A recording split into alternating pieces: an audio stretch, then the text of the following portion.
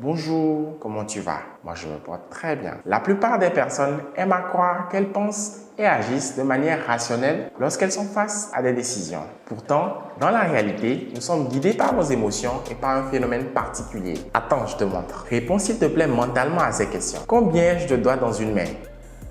5. Dans 2 mains? 10. Dans 10 mains? 100. C'est facile, mais dans 10 mains, il n'y a pas 100 doigts, mais 50.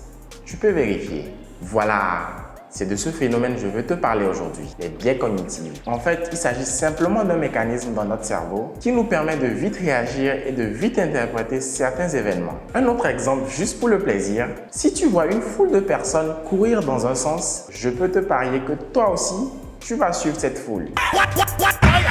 En quoi comprendre ce phénomène va-t-il t'aider dans ton business? En tant qu'entrepreneur, tu te dois de bien comprendre tes clients afin de mieux vendre tes produits ou tes services. Dans cette vidéo, je vais t'expliquer que le comportement de tes clients est loin d'être rationnel et est très souvent guidé par ces fameux biais cognitifs. Donc, comprendre et maîtriser ce phénomène va te permettre de booster tes ventes. Je m'appelle Félix Simaki, cofondateur de Favela Shop, le premier site e-commerce au Sénégal spécialisé dans la distribution de produits de beauté.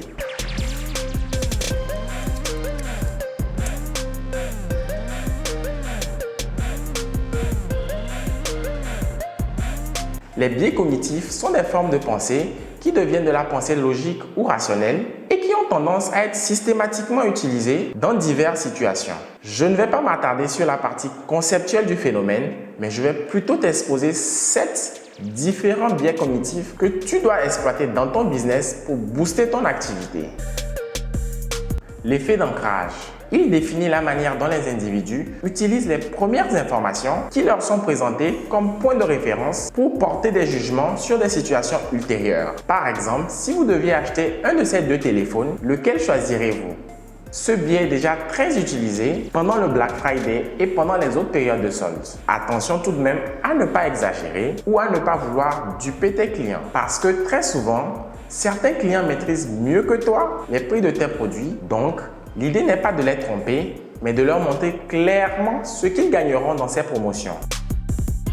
L'effet cadre. Une même personne peut tirer des conclusions différentes à partir d'une même information, suivant le contexte dans lequel cette information est présentée. Autrement dit, un individu n'est pas uniquement influencé par les informations qu'il reçoit, mais aussi et surtout par le contexte de présentation. C'est exactement ce que l'on appelle l'effet cadre. Si tu veux inciter les visiteurs de ton site à effectuer une action, tu dois les intégrer dans un contexte bien précis. C'est là qu'intervient le storytelling. Tu dois alors mettre en scène ton processus d'achat afin que les boutons ajouter au panier ou commander ne passent plus inaperçus mais deviennent la conclusion logique de ton histoire. Si ton histoire est suffisamment convaincante, tes visiteurs n'auront qu'une seule envie, cliquer et valider leur commande.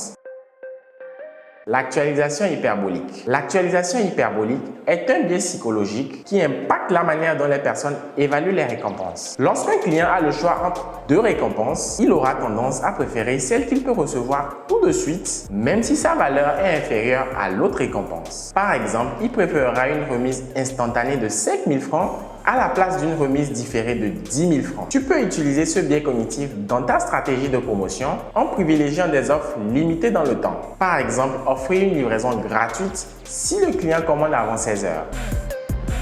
La rationalisation a posteriori. Il s'agit de notre tendance à nous persuader que l'achat que nous venons de faire était une bonne décision.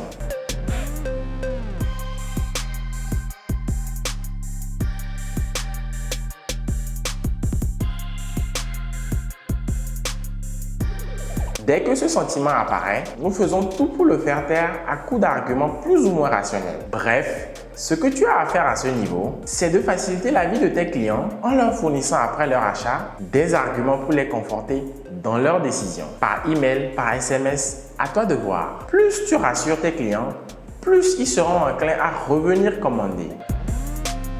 L'humour. Je te rappelle que le biais cognitif est ce qui pousse souvent une personne à prendre une décision irrationnelle. Par exemple, acheter un produit juste parce qu'une publicité l'a fait rire. C'est l'une des raisons pour lesquelles la plupart des meilleures publicités sont basées sur l'humour. L'utilisation de l'humour permet non seulement à tes clients de se souvenir plus facilement de toi et de tes produits, mais c'est également un excellent moyen de booster la viralité de tes contenus.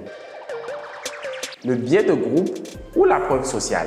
Il s'agit ni plus ni moins de l'illustration de l'effet de mode. Un individu indécis aura souvent tendance à se ranger à l'avis de la majorité, adoptant ainsi le même comportement. Prenons l'exemple de deux restaurants dont l'un est plein et l'autre vide. Les clients indécis auront tendance à rentrer dans celui qui est plein car ils se diront qu'il est meilleur puisqu'il attire du monde. Petit conseil à nos amis restaurateurs, veuillez installer le maximum de clients à l'entrée ou au niveau des baies vitrées. Si ton business est en ligne, sollicite de bons influenceurs, partage les témoignages et les retours positifs de tes clients pour motiver tes prospects indécis.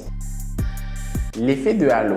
L'effet de halo ou l'effet de contamination est un biais qui influence la manière dont nous percevons les choses. Il consiste à juger positivement ou négativement une chose, une personne, une marque dans sa globalité en raison d'une caractéristique connue que l'on juge positif ou négatif. Par exemple, je sais que Ali aime le basket, or je suis également basketteur. Du coup, je vais en déduire que Ali est quelqu'un de bien, alors qu'il est possible qu'Ali soit basketteur, mais aussi voleur ou menteur.